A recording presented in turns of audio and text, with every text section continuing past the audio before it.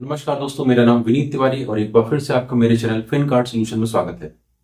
देखिए, आज के इस वीडियो में मैं एक कमेंट के बारे में आपसे डिस्कस करूंगा जो कि हमारे एक वीडियो में आया था। और जैसा कि आपको सामने कमेंट में दिख रहा होगा कि सर ने अपना इंट्रोडक्शन दिया था कि वो एक रिटायर्ड टेक्निकल डायरेक्टर रह चुके हैं। और सर का कहना था कि जब हम आने वाली इंडिया की ग्रोथ स्टोरी में इतना बुलिश हैं, हमें लग रहा है कि आने वाले 20 से 25 साल इंडिया के हैं, तो हम लमसम इन्वेस्टमेंट की क्यों बात न करें, हम लमसम इन्वेस्टमेंट क्यों ना करें। और उनने मेरी राय जाननी चाहिए थी और मैं उनकी राय से 100% एग्री करता हूं कि आज हमारे पास अगर कुछ अमाउंट है, 1 लाख, 2 लाख, 4 लाख, 5 लाख, 10 लाख, और हमें मालूम है कि ये अमाउंट की हमें आने वाले 15 साल से 20 साल तक कोई जरूरत नहीं है, ये अमाउंट हम अपने बच्चों के नाम से या अपने रिटायरमेंट के लिए इन्वेस्ट करके छोड़ना चाहते हैं, तो आप कभी भी म्यूचुअल फंड के थ्रू लमसम इन्वेस्टमेंट कर सकते हैं। हाँ, ये बात तो है कि देखिए, मार्केट में उतार चढ़ाव आएंगे, और ये उनने भी कहा था अपने कमेंट में कि देखिए, मार्केट में उतार चढ़ाव, अप्स एंड डाउन तो आते रहेंगे और ये मार्केट का नेचर है। और इस बात से मैं सर की 100% एग्री करता हूं कि अगर आपके पास कुछ भी इन्वेस्टमेंट का अमाउंट है, 50,000, लाख, 2 लाख, कितना भी अमाउंट है, और आपको लगता है कि उस अमाउंट की आने वाले 15 से 20 साल आपको जरूरत नहीं है, तो आप सर उस अमाउंट को लमसम कभी भी म्यूचुअल फंड में इन्वेस्टमेंट करें। मार्केट को क्योंकि आप टाइम नहीं कर सकते।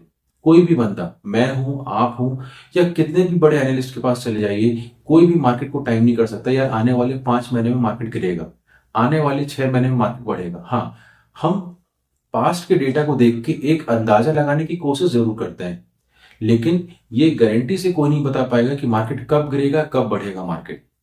तो इसलिए मैं सर की राय से 100% एग्री था कि अगर आपके पास अमाउंट है और अगर आपको बिलीव है इंडिया की ग्रोथ स्टोरी में, तो आप अपने इन्वेस्टमेंट को लमसम करें। और पास्ट में देखा भी गया है, अगर मैं पिछले 25 साल के डेटा की बात करूं, और जैसा कि सामने आपको स्क्रीन में दिख रहा होगा, मान के चलिए आज से 25 साल पहले मैंने एचडीएफसी के टॉप 100 फंड में इन्वेस्टमेंट किया होता और मैंने 10 लाख रुपए का इन्वेस्टमेंट किया होता, तो आपको सामने स्क्रीन में दिख रहा होगा कि उस 10 लाख रुपए की वैल्यू आज लगभग लगभग 6 करोड़ के आसपास हो चुकी है। 6 करोड़ से ऊपर ही हो चुकी है। मैं 6 करोड़ अमाउंट मान के चल रहा हूं। और वहीं अगर मैं बात करूं एक मल्टी कैप फंड की, आईसीआईसीआई के मल्टी कैप फंड की, आज से 25 साल पहले अगर आपने आईसीआईसीआई के मल्टी कैप फंड में इन्वेस्टमेंट किया होता, तो उसकी आज वैल्यू लगभग लगभग 8 करोड़ के आसपास है। वहीं अगर आपने एचडीएफसी के फ्लेक्सी कैप फंड में इन्वेस्टमेंट किया होता, तो वो 10 लाख रुपए के इन्वेस्टमेंट की वैल्यू आज लगभग लगभग 15 करोड़ के आसपास पहुंच चुकी है। और जब हमें मालूम था, आपको और हमें मालूम है कि हम मार्केट में आने वाले 20 से 25 साल के लिए इन्वेस्टमेंट कर रहे हैं और उसके पहले हम पैसे को विड्रॉल नहीं करेंगे, और अगर हम मार्केट में रिस्क लेने को तैयार थे और उस समय अगर हमने किसी मिड कैप कैटेगरी के फंड में इन्वेस्टमेंट किया होता, और सामने आपको स्क्रीन में दिख भी रहा होगा कि आज से 25 साल पहले अगर हमने निपॉन के ग्रोथ फंड में इन्वेस्टमेंट किया होता, निपॉन इंडिया ग्रोथ फंड में इन्वेस्टमेंट किया होता, तो आज उस 10 लाख की वैल्यू 22 करोड़ के आसपास हो चुकी है। और देखिए, यहां पे आपको एक चीज तो क्लियर होगी, जैसे जैसे फंड में हमारी रिस्क बढ़ रही है, हमारे फंड में वॉलिटिलिटी भी बढ़ेगी, लेकिन जब हम लॉन्ग टर्म की बात कर रहे हैं तो हमारे फंड में रिटर्न भी उतने ज्यादा आपको दिखाई देते हैं। और ये एक सबसे बड़ा रीजन था आज के इस वीडियो को बनाने का, कि मैं आपसे बता सकूं कि हमारे पास अगर आज पैसा है और हमें मालूम है इस पैसे की हमें रिक्वायरमेंट नहीं है, तो इसे हम लॉन्ग टर्म के लिए इन्वेस्टमेंट करें और हम ये नहीं देखें कि मार्केट कब बढ़ेगा, कब गिरेगा। और अगर आपने मेरा पिछला वीडियो भी देखा होगा, तो उस वीडियो में मैंने आपसे कहा था कि मैं आने वाले 20 साल में इंडिया की ग्रोथ स्टोरी को लेकर बहुत ज्यादा बुलिश हूं। और मुझे लगता है, ये मेरा बिलीफ है कि 1979 में जो सेंसेक्स 100 का था, आज वो 100 से बढ़ते बढ़ते आज हमारा 73,000 के आसपास पहुंच चुका है, लगभग 73,000 के आसपास पहुंच चुका है। अगर पिछले 40 से 45 साल में जो सेंसेक्स में ग्रोथ आई है, जो देखने को मिली है, और मुझे लगता है कि यही ग्रोथ हमको आने वाले 20 से 25 साल में या 20 साल में देखने को मिलेगी। यानी हम आधे टाइम में वही ग्रोथ देखने को मिलेगी जो कि पिछले 40 से 45 साल में देखने को मिली। और मैंने इसका रीजन भी आपसे बताया था। इसका सबसे बड़ा रीजन है रिटेल इन्वेस्टर। कोविड के पहले आप सभी को मालूम होगा कि रिटेल का पार्टिसिपेशन बहुत कम था इक्विटी मार्केट को लेके या म्यूचुअल फंड को लेके, और आज हमें लग रहा है कि सभी लोग म्यूचुअल फंड में इन्वेस्टमेंट कर रहे हैं। ऐसा नहीं है। आज भी हमारे यहाँ लगभग 140 करोड़ की पॉपुलेशन है, और उसके बाद भी आप देखिए लगभग 3.5 से 4 करोड़ लोग ही म्यूचुअल फंड में इन्वेस्टमेंट करते हैं। और जैसे जैसे रिटेल पार्टिसिपेंट बढ़ेंगे, 3.5 करोड़ से 5 करोड़, 10 करोड़, 15 करोड़, 20 करोड़ के आसपास लोग म्यूचुअल फंड में इन्वेस्ट करेंगे। जब इतना पैसा आपका म्यूचुअल फंड में आएगा, तो इंडिया की इकोनॉमी में भी ग्रोथ आएगी, इंडिया की इकोनॉमी में ग्रोथ आएगी तो आपके म्यूचुअल फंड्स में ग्रोथ आएगी, आपके स्टॉक में ग्रोथ आएगी और आपका पैसा भी बनेगा। ये एक सबसे बड़ा रीजन है कि मैं आने वाले 15 से 20 साल के लिए इंडिया की ग्रोथ स्टोरी बोलिस हूँ। और देखिए, स्वाभाविक सी बात है, हम अगर 20 साल पहले जाके देखते हैं तो हमारे यहाँ 20 साल से लेकर अब तक में गवर्नमेंट किसी की भी रही हो, लेकिन लगातार आप देखिए हमारे इंफ्रास्ट्रक्चर काम बढ़ते जा रहा है, हमारे यहाँ रोड डेवलपमेंट हो रहा है, नए नए एयरपोर्ट आ रहे हैं, ट्रांसपोर्टेशन फैसिलिटी बढ़ रही है, हमारी इंफ्रास्ट्रक्चर में जो ग्रोथ आ रही है। जब हमारे यहाँ का इंफ्रास्ट्रक्चर बहुत ज्यादा डेवलप नहीं था, अगर हमने उस समय ग्रोथ करके दिखाई और आज जब हमको फैसिलिटी मिल रही है, तो आप सोच सकते हैं, आप मान के चल सकते हैं कि आने वाले 20 से 25 साल में हमारे यहाँ क्या कंडीशन आएगी, किस तरीके से ग्रोथ आने वाली है। और उस ग्रोथ स्टोरी पे मुझे भी भरोसा है। और इसलिए अगर आपके पास कोई लमसम अमाउंट है, आप चाहते हैं उसको म्यूचुअल फंड में डालना, तो बिना किसी डर के म्यूचुअल फंड में इन्वेस्ट करें। हाँ, म्यूचुअल फंड में वॉलेटिलिटी, उतार चढ़ाव की रिस्क होती है। और अगर मैं आपसे एक लाइव एग्जांपल की बात करूं, तो सामने स्क्रीन में देखिएगा, एक पोर्टफोलियो आपके सामने दिख रहा होगा। ये एक्चुअल में मेरे एक इन्वेस्टमेंट है जो कि मैंने 2019 में किया था।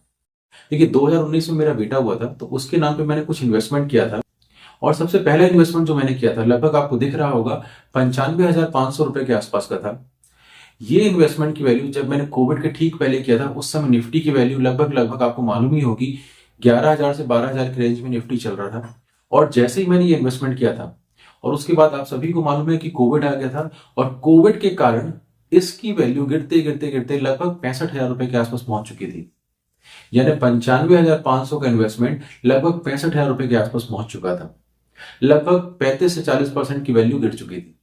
लेकिन आज आपको दिख रहा होगा कि इसी इन्वेस्टमेंट की वैल्यू लगभग 3 लाख रुपए के आसपास चल रही है। देखिए, अगर मैं अपने इन्वेस्टमेंट को दिखा के केवल ये बताना चाह रहा था कि मार्केट में उतार चढ़ाव आएंगे, और अगर इसी पोर्टफोलियो की मैं बात करूं, तो जब रशिया और यूक्रेन की लड़ाई हो रही थी, उस समय इस पोर्टफोलियो की वैल्यू लगभग 2 से सवा 2 लाख के आसपास की थी। और जब रशिया और यूक्रेन की लड़ाई हुई थी, उस समय ये वैल्यू गिरते गिरते गिरते गिरते 1.5 लाख रुपए से भी नीचे आ चुकी थी, और आज वापस 1.5 लाख से बढ़ के 3 लाख हो चुकी है। ऐसा नहीं कि मार्केट में करेक्शन दोबारा नहीं आएगा, मार्केट में दोबारा करेक्शन आएगा। हो सकता है आने वाले 5 से 6 महीनों में करेक्शन आ जाए, तो यही वैल्यू 3 लाख रुपए से गिर के वापस 1.5 लाख की हो जाए। लेकिन जब मार्केट बाउंस बैक करेगा, तो आप इसमें भी भरोसा रखिए कि यही 1.5 लाख बढ़ के 6 लाख होंगे, फिर 6 लाख से गिर के ये 3 लाख होंगे, लेकिन 3 लाख से बढ़ के 12 लाख भी होंगे। और अगर आप मार्केट में बने रहेंगे, तो आप देखेंगे कि आने वाले 15 से 20 साल में यही 1 लाख रुपए का किया गया इन्वेस्टमेंट आपको एक अच्छा अमाउंट कंपाउंडिंग के साथ बना के देगा। तो म्यूचुअल फंड में आप जब भी आए, इस बात का हमेशा ध्यान रखें, आप वॉलेटिलिटी से घबराए नहीं। म्यूचुअल फंड आपको एक हमेशा से बेहतरीन कंपाउंडिंग करके देगा। लेकिन अगर आप वॉलेटिलिटी से घबरा गए, तो आप कंपाउंडिंग का जो मजा है म्यूचुअल फंड में, वो नहीं ले पाएंगे। और दूसरी बात जो हमें हमेशा ध्यान में रखनी चाहिए, अभी मैंने आपके सामने अपने पोर्टफोलियो की कुछ फंड्स दिखाए थे जो कि मैंने अपने बच्चे के नाम पे लिए हुए। अब देखिए, यही फंड हो सकता है आने वाले 10 से 12 साल में इसकी वैल्यू 3 लाख से बढ़ के 10 लाख हो जाए। हम में से बहुत सारे इन्वेस्टर क्या करते हैं, यार हमने 1 लाख रुपए डाला था, 1 लाख की वैल्यू 10 लाख हो गई है, हम यहां से पैसे निकाल लें क्योंकि हमें तो बहुत अच्छा रिटर्न मिल चुका है। यहां पे हम गलती कर देते हैं। जब आपको मालूम था कि आपने 1 लाख रुपए का इन्वेस्टमेंट किया था 20 साल के लिए, और 10 साल में अगर आपको दिख रहा है कि 1 लाख की वैल्यू आपकी 5 लाख, 6 लाख, 7 लाख, 8 लाख हो गई है, तो आप क्या होते हैं, आपको लगता है कि यार रिटर्न बहुत अच्छा आ गया, पैसे निकाल लो। यहां पे आप सबसे बड़ी गलती करते हैं। जब आपका इन्वेस्टमेंट का टाइम पीरियड 20 साल का था, तो आप उस पैसे को डले रहने दीजिए, और आप देखेंगे कि अब आपको जो आने वाले समय में कंपाउंडिंग होगी, वो उस 10 लाख के हिसाब से मिलेगी, जो कि आपकी वैल्यू बढ़ चुकी है, ना कि 1 लाख के हिसाब से आप कंपाउंडिंग मिल रही है। तो आप हमेशा ही अगर कंपाउंडिंग का सही मजा लेना चाहते हैं म्यूचुअल फंड में, तो म्यूचुअल फंड में इन्वेस्टमेंट करके ही आप लॉन्ग टर्म के लिए कंपाउंडिंग को एंजॉय कर सकते हैं। बार बार पैसे को स्विच करके मेरा फंड अच्छा दे रहा है, नहीं दे रहा है, इससे कभी आपकी कंपाउंडिंग नहीं बनने वाली। तो ये बात हमेशा ध्यान रखिए, कभी भी म्यूचुअल फंड में इन्वेस्टमेंट करें आप, तो लॉन्ग टर्म के लिए इन्वेस्टमेंट करें, और आप देखेंगे किसी भी टाइम में आपने लमसम इन्वेस्टमेंट किया होगा, आप हमेशा लॉन्ग टर्म में एक बेहतरीन रिटर्न म्यूचुअल फंड आपको बना के देगा। अब रही मेरी बात, ये जो मेरा इन्वेस्टमेंट था, और जैसे कि आप सभी को मालूम है, जब भी मैं लमसम इन्वेस्टमेंट करता हूं, चाहे वो 1 लाख करूं, 5 लाख करूं, 10 लाख करूं, मेरा हमेशा से नजरिया रहता है कि मैं उसको ओवरनाइट या लिक्विड फंड में डालता हूं, और एसटीपी के माध्यम से इन्वेस्टमेंट करता हूं हमेशा से। और यहां पे भी मैंने इसी तरीके से अपना इन्वेस्टमेंट किया था। 1 लाख रुपए को मैंने लिक्विड फंड में डाल दिए थे, और वहां से मेरी 500-500 रुपए की दोनों एसटीपी चल रही थी। तो मैं हमेशा लमसम इन्वेस्टमेंट एसटीपी के थ्रू ही करना पसंद करता हूं, क्योंकि मुझे लगता है उससे एक मुझे और प्रॉपर अच्छी एवरेजिंग मिल जाती है। लेकिन अगर आपको लमसम इन्वेस्टमेंट करना भी है तो वन टाइम पूरा का पूरा इक्विटी मार्केट में भी डाल के आप छोड़ सकते हैं, इसमें कोई डरने की बात नहीं है। जैसा कि आपने मेरा पोर्टफोलियो देखा, ये मैंने अपने बच्चे के नाम पे लिए थे और मेरा टारगेट था 20 साल का, और जब मेरा बच्चा 16-17 साल के आसपास का होगा, अब मैं तभी इस पोर्टफोलियो को थोड़ा चेक करूंगा कि मुझे इससे एग्जिट लेना है कि नहीं। अगर मुझे लग रहा होगा कि मार्केट में बहुत तेजी चल रही है 17वें-18वें साल के आसपास, तो मैं इस फंड को स्विच करके कहीं ना कहीं मैं बैलेंस फंड में या थोड़ा सेफ फंड में जाने की कोशिश करूंगा, क्योंकि अब मेरे पास जो रिक्वायरमेंट का टाइम था वो कम हो गया है। पहले मेरे पास 20 साल थे, लेकिन 18वें साल के बाद मेरे पास केवल 2 साल बचेंगे। टाइम ड्यूरेशन मेरा कम हो चुका है, तो मैं उस फंड को किसी ना किसी दूसरे फंड में स्विच करने की कोशिश करूंगा। और अगर मुझे दिख रहा होगा कि 17वें-18वें साल के आसपास एक बहुत बड़ी मंदी आई, करेक्शन आया, तो मैं कोशिश करूंगा कि अगर मेरे पास और भी फंड होगा तो उसके फंड में डालूं, जिससे 2 या 3 साल में जब भी मार्केट रिकवर करेगा तो वहां से भी एक मुझे अच्छा पैसा बना के देगा। और देखिए, मेरे इन्वेस्टमेंट का तरीका यही है, मैं इसी तरीके से अपना इन्वेस्टमेंट करता हूं। और जैसा कि सर ने कमेंट में कहा था, मैं सर की बात से 100% एक बार फिर से एग्री कर रहा हूं कि मार्केट में तो उतार चढ़ाव आएंगे। अगर आपके पास लमसम इन्वेस्टमेंट का अमाउंट है तो आप मार्केट में इन्वेस्टमेंट करें, क्योंकि इन्वेस्टमेंट करके ही रिटर्न बनाए जा सकते हैं। हम केवल बाहर से मार्केट को देख के यार मार्केट बढ़ रहा है गिर रहा है, उससे रिटर्न नहीं बनेगा। जब तक आप अपने पैसे को इन्वेस्ट नहीं करेंगे तो मार्केट आपको रिटर्न बना के नहीं देगा। ये बात आपको हमेशा ध्यान में रखनी है। और अगर आपको हमारी वीडियो पसंद आ रही हो तो चैनल को लाइक, सब्सक्राइब और शेयर करना ना भूलें। और अगर आपको इस वीडियो में किसी भी टाइप का डाउट हो तो नीचे कमेंट सेक्शन में कमेंट करके हमसे क्वेश्चन कर सकते हैं, या तो नीचे दी हुई मेल आईडी में हमें मेल कर सकते हैं, या जो सामने आपको व्हाट्सएप नंबर दिखाई दे रहा है 9424362001, इस नंबर में व्हाट्सएप करके भी हमसे क्वेश्चन आप कर सकते हैं। और अगर आपको एक बार फिर से वीडियो पसंद आती है हमारी, तो प्लीज चैनल को लाइक, सब्सक्राइब और शेयर करना ना भूलें। तो मिलते हैं नेक्स्ट वीडियो में, तब तक के लिए जय हिंद, जय भारत।